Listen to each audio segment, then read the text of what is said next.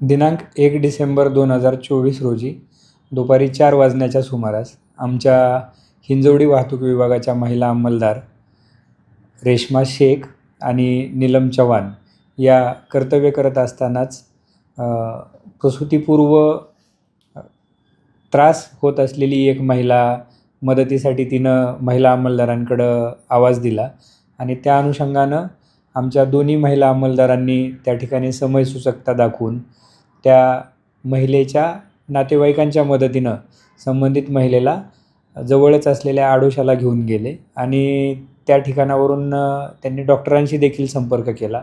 Ambulance येण्यासाठी 10-15 मिनटाचा वेळ होता. तर दरम्यानच्या काळामध्ये सदर महिलेची प्रसूती झाली आणि त्यामध्ये या दोन्ही महिला अंमलदारांनी सदर महिलेच्या नातेवाईकांच्या मदतीनं त्या ठिकाणी बाळाची काळजी घेणं किंवा इतर जी काही काळजी आहे ती घेतलेली आहे.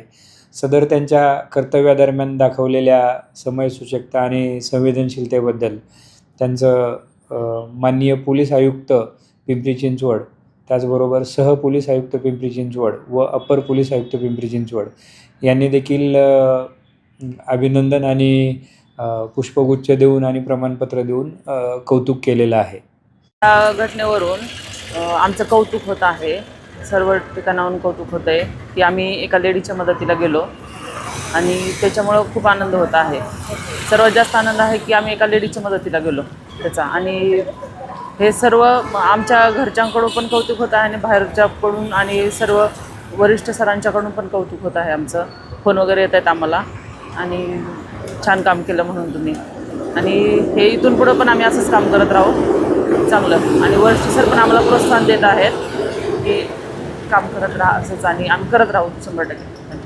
हिंजवडी वाहतूक विभाग येथे आम्ही कार्यरत असताना रस्त्यावरून एका महिलेचा आवाज आला की मदतीसाठी आवाज दिला. त्यानंतर आम्ही गेलो तर ती रिक्षामध्ये तिला वेदना होत होत्या.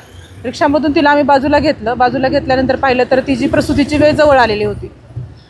मग आम्ही 108 नंबरला फोन केला. त्यांना यायला वेळ होता. तेवढा वेळ आमच्याकडे नसल्याने आम्ही तिला एका बाजूला